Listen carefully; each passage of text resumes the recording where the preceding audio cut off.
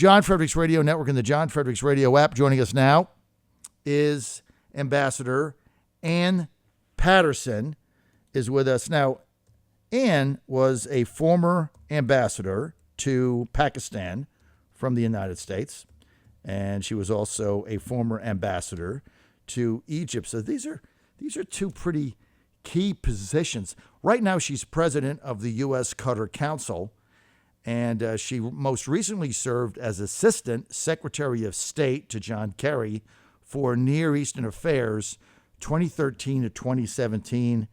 And she's with us now. Ambassador Patterson, great to have you with us. It's great to be here, John. It's always a pleasure to be on your show. We have a theme song for you. We played the happy song because you're always in a good mood. You know, I've never talked to you or seen you in a bad mood. Why is that? Thank you.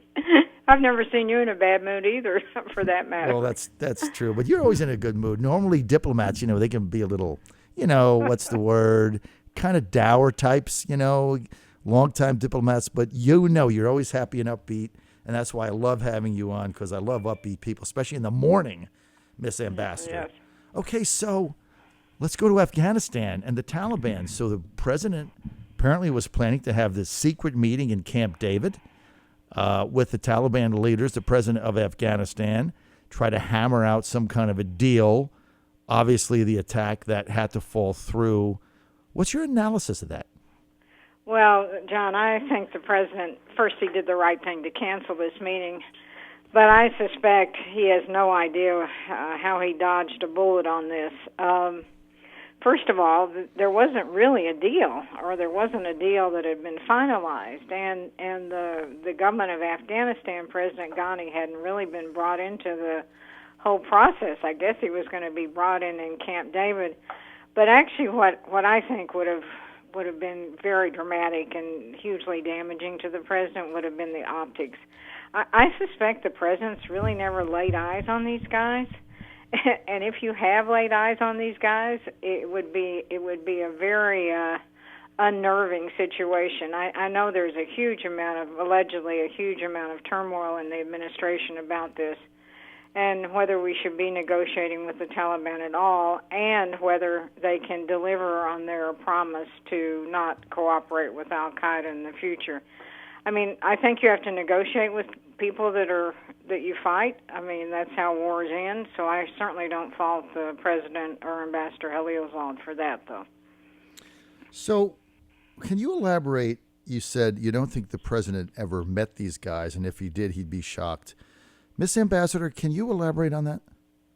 So the first time, I'll never forget the first time I was in Peshawar, Pakistan, and again, not to criticize people's personal demeanor or how they look, but it was a fairly shocking encounter for me, because they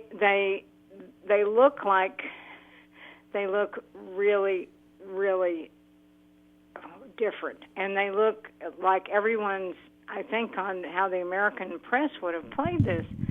They look like Al-Qaeda. They look like terrorists. I'm sure some of them aren't terrorists, but these people are very, very primitive in their outlook, certainly toward women. When they ran Afghanistan for years, it was frankly a hellhole.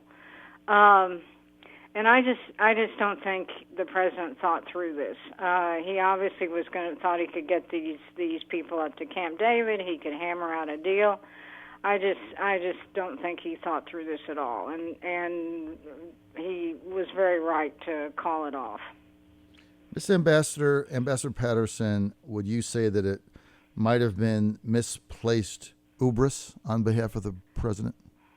Yeah, I think that's probably what was going on. He thought Ambassador Khalilzad was close to a deal.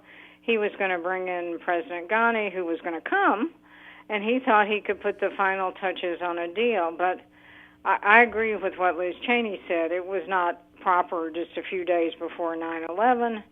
I don't know what kind of deal he thought he could hammer out at Camp David. But this is why you've got Ambassador Khalilzad. He was making progress in Doha, supposedly making progress in Doha. You don't do this sort of thing at Camp David. You do it in Switzerland or Doha or Norway or other places like that. the symbolic value of Camp David, much less the White House, is pretty profound. So yes, I do think it was hubris and maybe just, frankly, ignorance. Or just not knowing the facts. I know the president thinks he can make a deal with people, and certainly he would like to find a way to get us out of there. But I think what you're saying, he might have been shocked at when all this went down. But let me ask you something else, Ambassador Patterson. So days before this meeting, which would have been historic for the Taliban, they launched an attack. One American serviceman died, 11 civilians. I mean, after that, you really have to question all the judgment, the leadership, who's in charge, what the sponsors are. Because why would you do that just before you're coming to Washington? Like, what would be the thought process behind that? Well, I think the Taliban's thought process, and this was, violence is up from the Taliban very dramatically. It wasn't just this last attack and the death of the American serviceman, which fortunately prompted the president to call this up, but they've had a series of attacks recently, and my understanding, at least from the press, is Ambassador Khalilzad has tried to encourage them very strongly to observe a ceasefire, but their thinking, obviously, is the more violent, this is actually fairly common in these insurgencies, the more violence they have, the more incentive the other side has to come to the table. And I'm quite glad that President Trump disabused them of that, because you need confidence-building measures. The Taliban have ignored all of that sort of normal process. You need some kind of ceasefire, or at least a partial ceasefire, to show that they're serious and to show that they have goodwill toward the peace process. And as far as I can tell, none of that's been demonstrated. We're with Ambassador Ann Patterson. She is former United States Ambassador to Egypt and Pakistan. She served as Assistant Secretary of State for Near Eastern Affairs, 2013 to 2017. She's a career U.S. diplomat. She is currently president of the U.S. Qatar Council. So you look at the Taliban, the way they behaved before they came. You're glad that the president canceled this summit at Camp David. And you're also saying that they have no deal. Well, the Taliban leaders were saying in international news that they had a deal, and they don't understand why they don't have one now. So who's lying?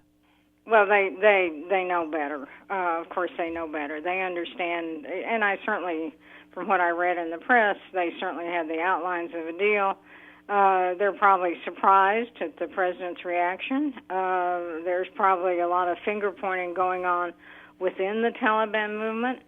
And what I do think, and this I may disagree with the president, I don't think the talk should be entirely dead. I think Ambassador Khalilzad should keep a door open to the Taliban because, again, we all want to end this war, and we want to reduce the U.S. troop presence there. It's been 18 years after all, but we don't want to reduce it in such a way as to basically give the Taliban back a huge part of Afghanistan. So I think the door should be kept open for future negotiations. But it's a good signal. It's a very good signal from the president that they have seemingly blown the negotiations at this point. So what happens now? I mean, you can't negotiate with people that are blowing things up before they come to a meeting. It also has to hurt the president's confidence that any kind of a deal that he makes could actually be implemented. We had I had a correspondent on, Eddie Iranian from Cairo, earlier at the 7 o'clock hour, who said, the problem is not the Taliban leadership per se, it's their sponsors. But to me, that doesn't matter. Whoever it is that authorized this attack, it's impossible to me that this happened in a vacuum.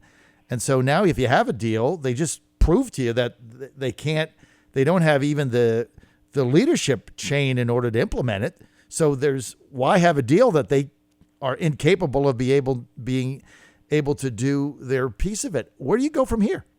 Well, John, that's been a question for a long, long time, how much the Taliban leadership can control their foot soldiers. And I think most people think they probably can, and that the leadership would have been complicit in this attack, or at least certainly has not put out the word to their foot soldiers to desist in this. So where you go from here is that you stop. This is what I suspect will happen. The negotiations will stop for a while, and sooner or later the Taliban will reach out. The real question for me is really the one you're basically asking. If you have a deal, can the Taliban actually enforce it? Right. And like I say, that's been an open question for years. If the deal, the fundamental aspect of this deal is that the Taliban won't harbor Al-Qaeda and other terrorists who threaten the U.S. So even if they agree to it, can they deliver it? I don't know. I suspect that's a really good question. So we'll see, but I suspect we'll go into a hiatus right now, and in the next few weeks there'll be some reaching out by either the U.S. or the Taliban. The other thing I think we should do is bring in the government of Afghanistan. They have a vested interest in this. They've shed blood.